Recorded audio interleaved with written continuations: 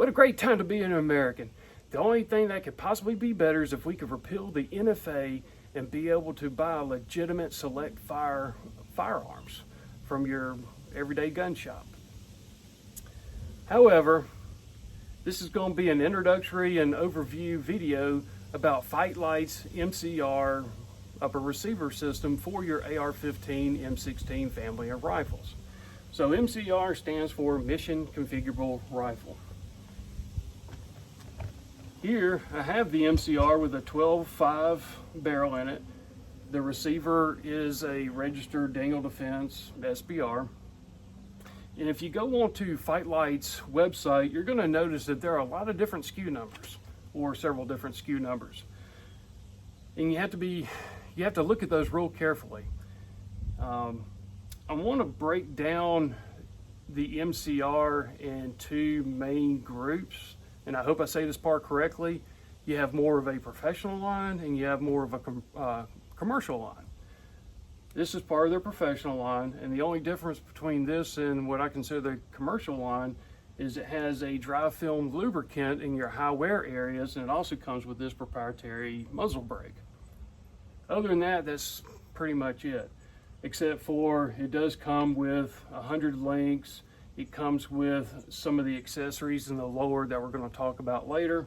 And unbeknownst to me at the time, it comes with a very, very nice rifle case. And I'll show that to you later as well. Other than that, let's dive into it. When you receive your MCR upper and you take it out of the box, you're going to notice that the MCR is wrapped in bubble wrap. When you take the upper out of that bubble wrap, there's going to be a nice card attached to the bolt carrier group in part of the receiver that says stop and read the owner's manual. And this is probably one of the best owner manuals I've ever seen that came with any firearm that I've ever purchased.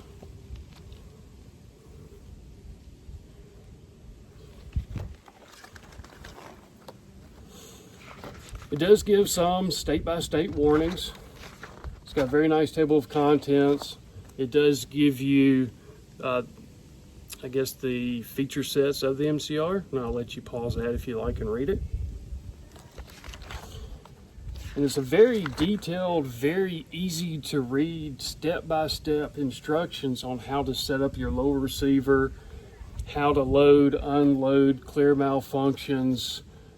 It talks about your adjustable gas block if you have one on your particular model and so forth. We won't go through every page of the manual, but it's a very detailed, it's easy enough that I can understand it. So that says a lot. So if I can understand it, I know y'all can as well.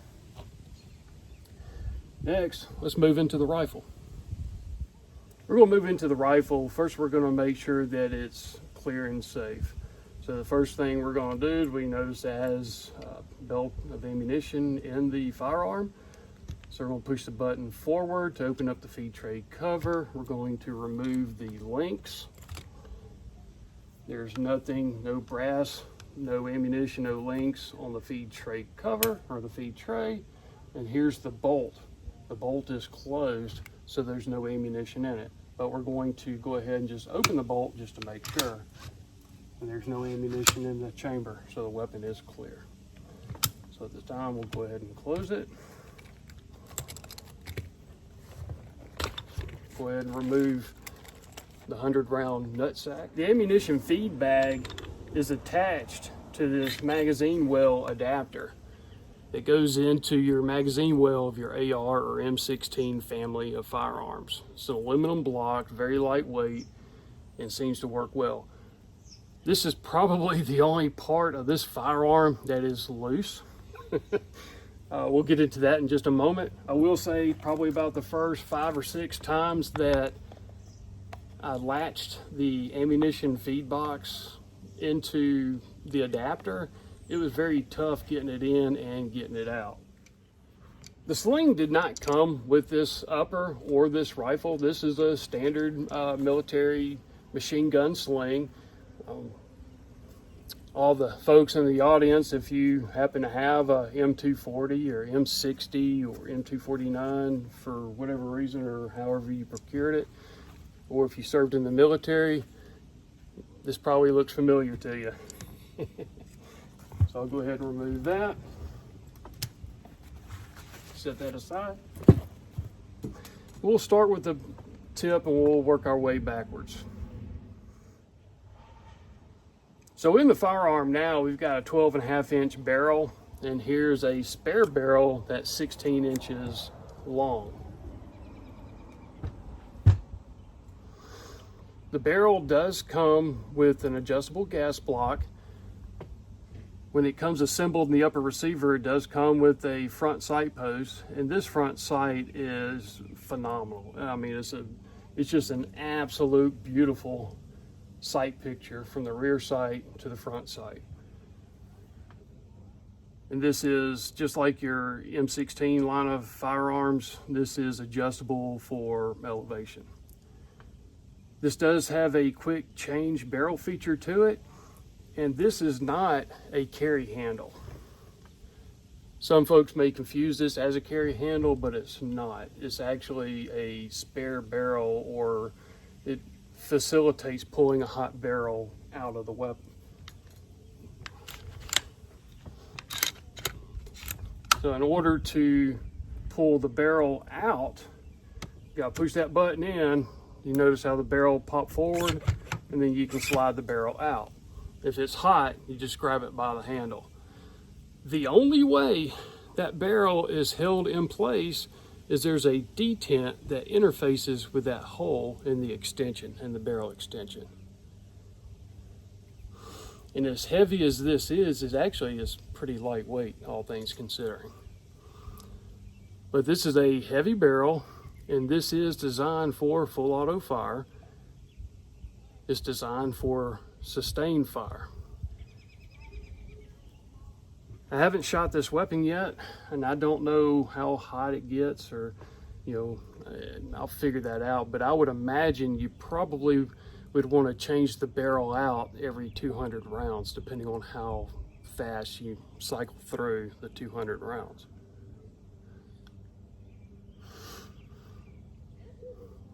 Now, I procured this as a separate order, and it does come with the A2 flashider.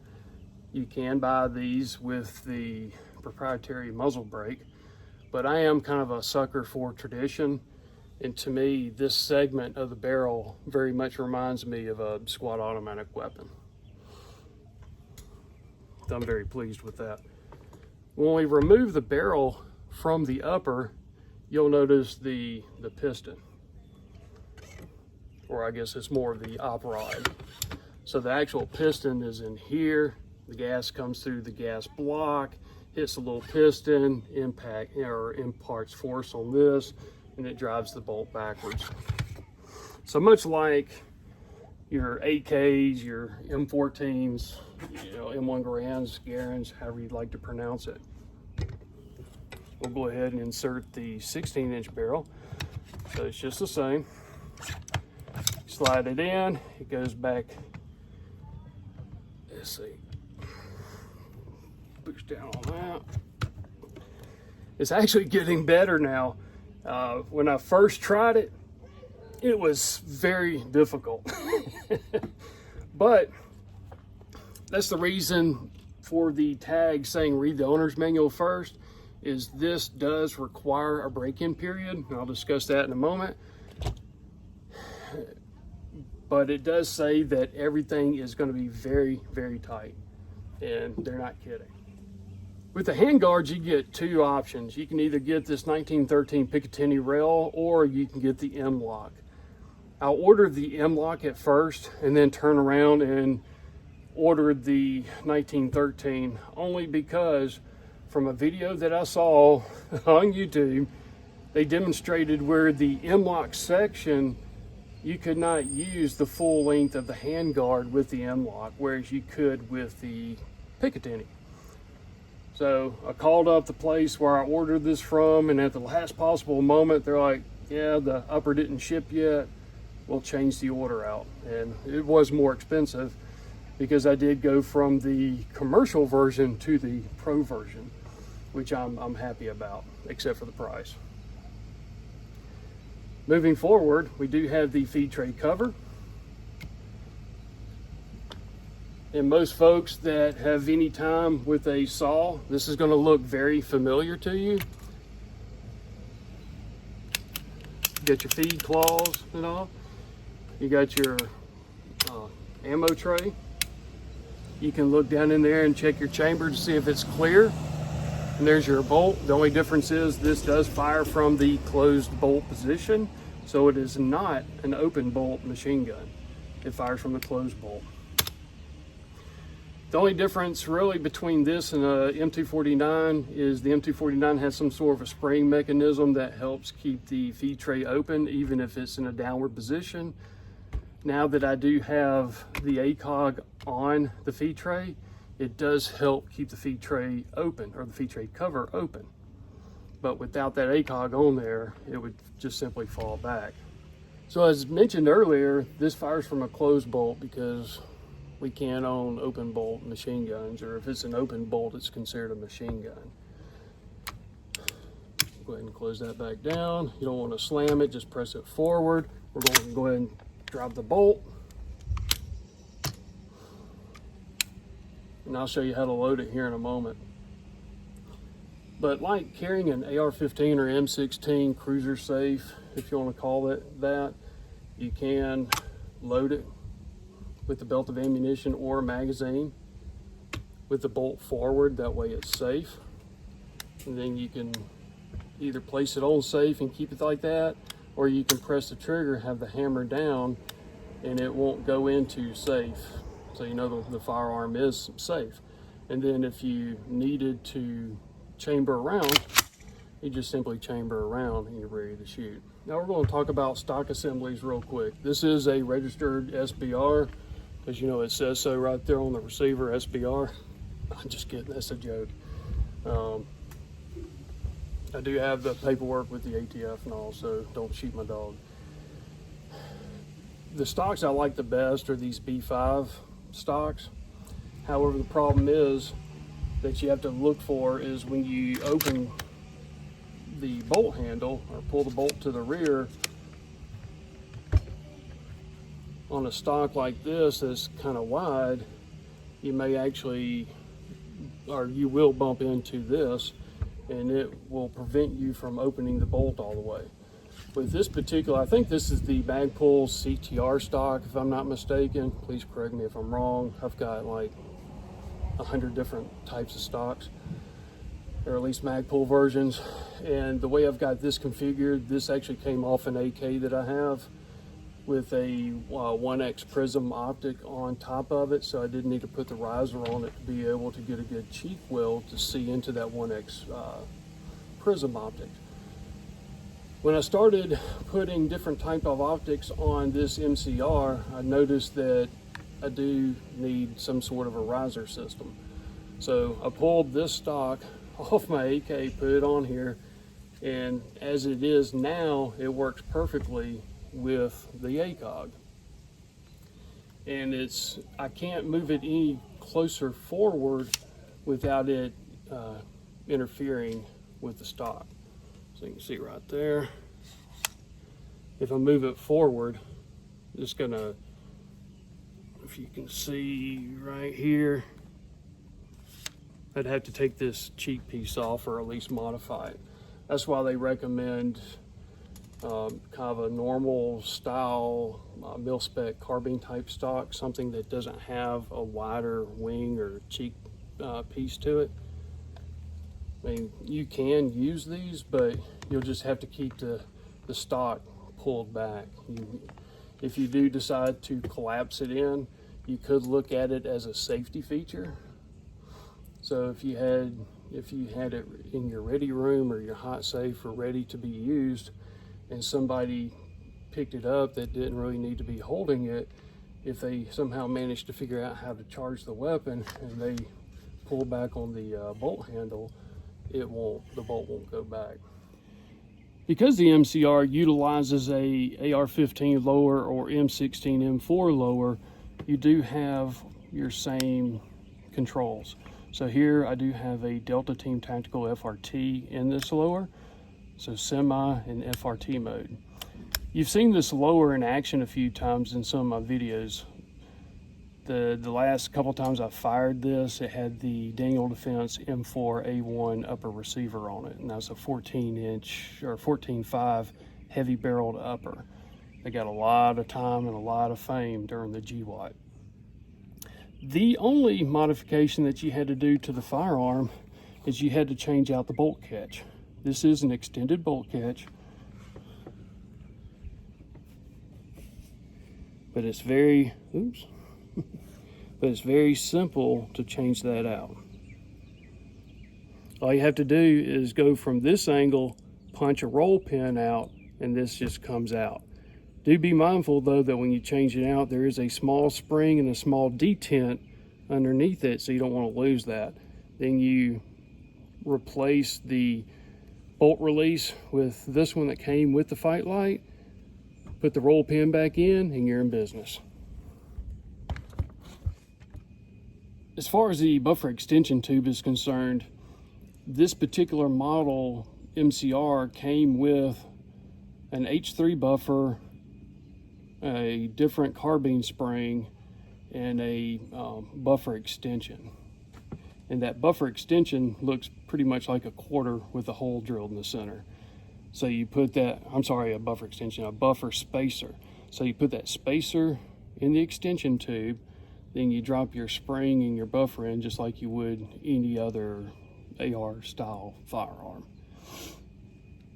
I imagine you could probably use any other H3, but since mine came from Fightlite and the spring and all came from Fightlite, I just used theirs. So you'll notice on the right side of the firearm, you still got your selector that you normally do. It has nice engravings, has nice curves, you know, no sharp edges. Even the Picatinny rail is actually very nice on your hand. You know, usually pick rail is known to be a cheese grater, but this isn't. It's actually pretty nice.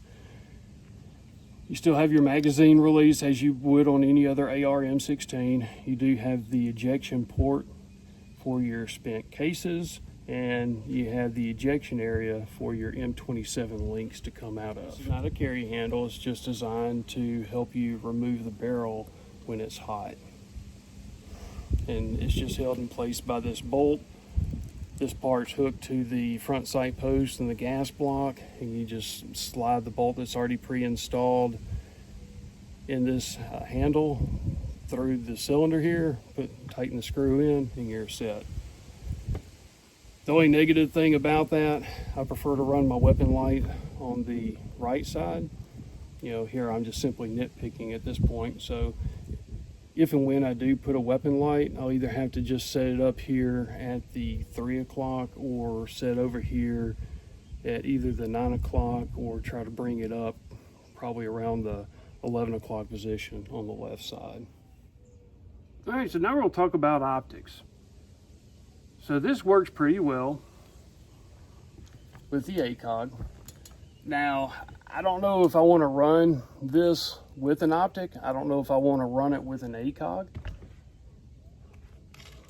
I do have a preference for EOTechs.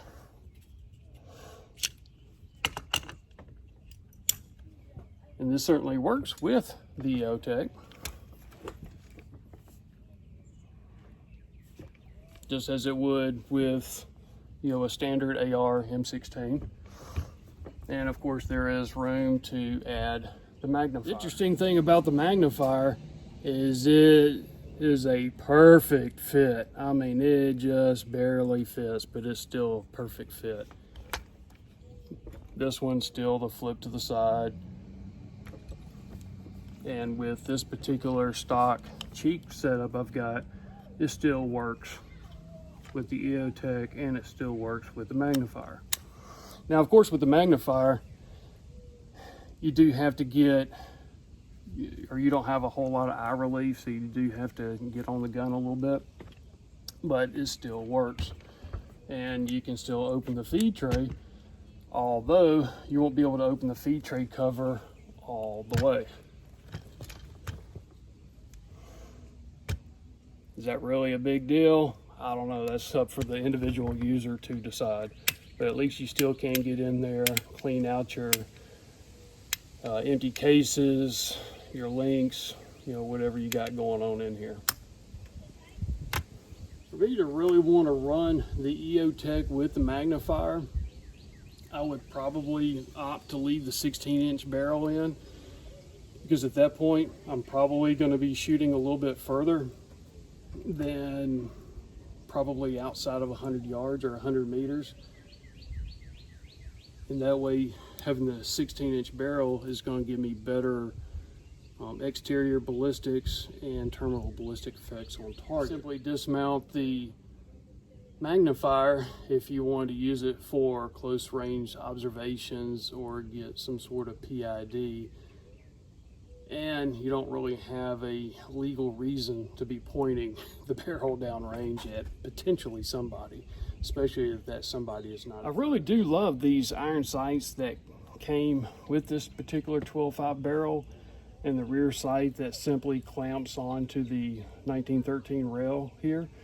It is an A2 style rear sight where you can adjust it for windage. You do have your 0 to 200, and then you have your long range peep sight.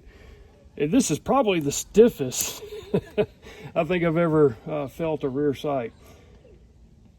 The front sight, again, probably something I really like about it, and this may seem dumb, is I really like how those wings are, how it looks. It just reminds me of your old school M14, M1 Garand, maybe even the old Stoner 63 machine. Look at the Stoner 63 and just see what it is, and see how comparable this system is, or how up to date this system kind of brings that Stoner 63. And also, some people call this the saw killer, and I can see that being the case for a couple different reasons. The first thing you're going to notice about the MCR when you pick it up, and even when you assemble it, is you're going to notice how light it is. I mean, can you do this with an M249 saw with 100 rounds in it? Even with the para configuration where you got the para stock and the 12-inch barrel in the 249? I would say probably not. Now, granted, I put on a lot of weight and lost a lot of strength, but unloaded, I believe this system's going to be somewhere around 10 pounds, where a saw is going to be somewhere around 18 pounds. Now, it's been a long time since I've been a saw gunner, and it's been, maybe not quite as long, but it's still been a minute since I've actually shot a real saw.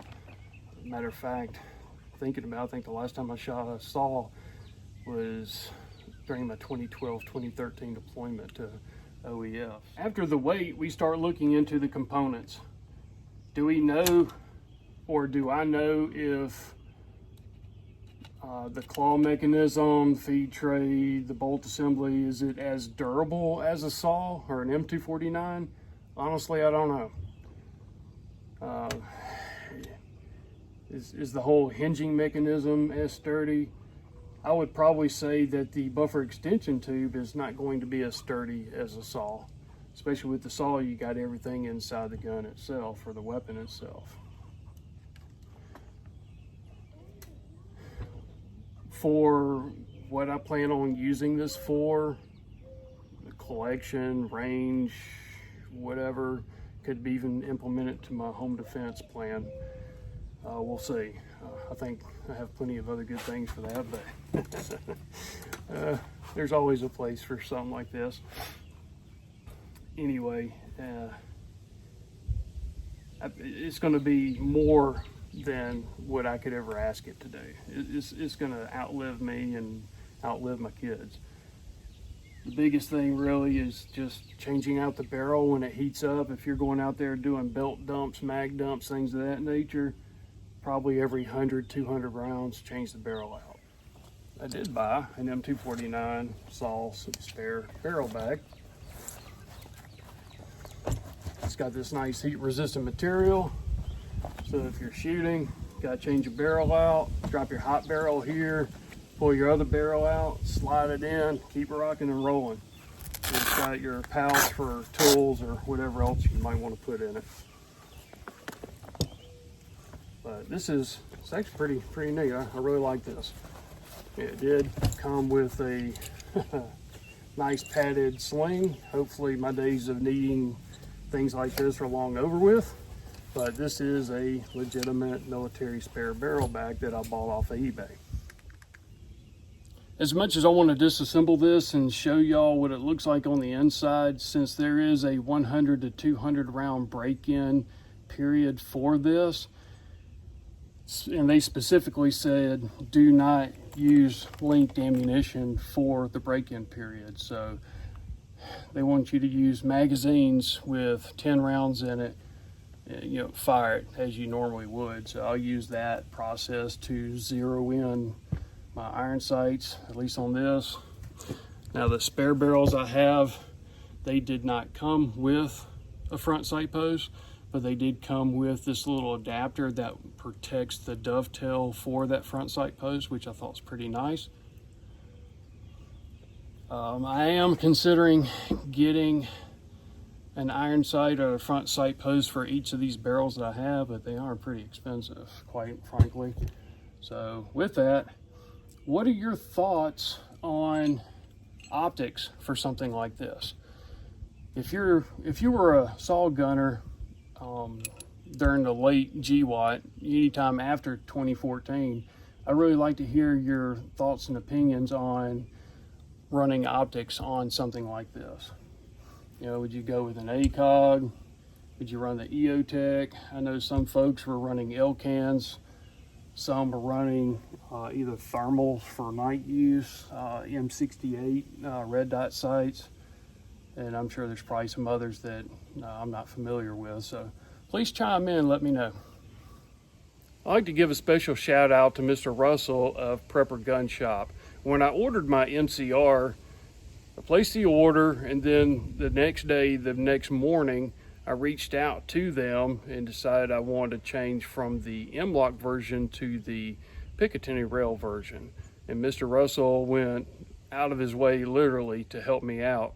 And then on top of that, instead of the standard shipping that they do, he was able to make a 2-day shipping to me possible. So thank you very much, Mr. Russell. I certainly appreciate it, and appreciate Prepper Gun Shop for handling my purchase quickly and expeditiously. And if anybody out there needs any sort of firearm accessories or parts, please take a look at Prepper Gun Shop. I'm not getting paid to say this or anything like that. I'm just doing it because in my heart, I feel like it's a good thing to do. They took care of me, and I want to give them a shout out and take care of them. So thank you again. Something that I left out about the M249 saw versus the MCR is reliability. I believe that the saw is a very reliable weapon. The biggest problem with the 249 and really any military firearm is, you know, the way that soldiers, sailors, Marines, whatever, they maintain these weapon systems. The weapons don't belong to the individuals. They may be issued to them or assigned to them, but when you come back from the field after 2 weeks or a month or however long, and the very first thing you're having to do before you clean up, really even before you eat or anything, is start cleaning your weapon. And these weapons can be filthy, and the ability to turn them in, they have to be fairly well cleaned. When I was still in the Army, we had what was called, I guess, a 3-day cleaning process. You had a day 1 cleaning, and then by the time the weapon's really ready to be turned in and moved on from weapons cleaning is your day 1, or I'm sorry, I guess your day 3 cleaning, or something to that effect. So when you're back from the field and you're gross, nasty, you're tired, just whatever, at least in the Army, the soldiers will do anything to get these weapons clean. You use brake fluids, Comet, put them in the shower, water hose, whatever cleaners they can find, steel brushes on aluminum parts, whatever. Just these jaggedy old sectional cleaning rods. I like to use polymer coated type cleaning rods, but anyway, they use these military cleaning rods, and they're just brutal on the barrels. But anyway, And I think that's why these weapons fail the way they do. When it comes to maintaining magazines, a pet peeve of mine is I'll see a soldier take a magazine apart and they will stretch the magazine spring out. It could be a M16 mag or an M9 mag spring. They'll pull it out like they're trying to reset it to factory tension. Like, yeah, no, don't do that. You know, these are wear items, they're disposable items, so when you start having the issues with the magazine, look at the spring, you may have to change the spring out, look at the feed lips. If the feed lips are spread out, ditch the magazine. They're an expendable item for the most part. I get it, they're like $40-something a piece, especially for the metal mags and the P mags. They're not exactly inexpensive either, but for what that's worth, but I digress. The point is, you gotta take care of these weapon systems. They're nothing more than a tool, and if you abuse the tool, well, the tool's gonna fail, it's gonna break. But if you take care of it, use it appropriately, and maintain it appropriately, then the tool should last you a very long time and give you years of reliable service. So that's my 2 cents on that. Let's take a look at this Savior bag that came with the MCR upper. It's got 2 large exterior pouches here that you could store ammunition boxes in. It's got a flap here that you can put, you know, additional pouches. It does have 2 zippers on either side, and they do not go all the way through. It comes close, but they don't go all the way through. You keep your NFA papers or whatever, that's something you could do, or whatever kind of documents. Has 2 mesh zippered pockets there. It's got 2 Velcro pockets here, along with plastic D-ring. Then on the inside, it's got 2 straps. Looks like you could hold 2 rifles or take an upper and lower apart if you need to, or probably even take an upper and lower apart and really contain 2 different weapon systems in here if you wanted to. And that's a very nice thick pad. And it has a place here you could store your muzzle into.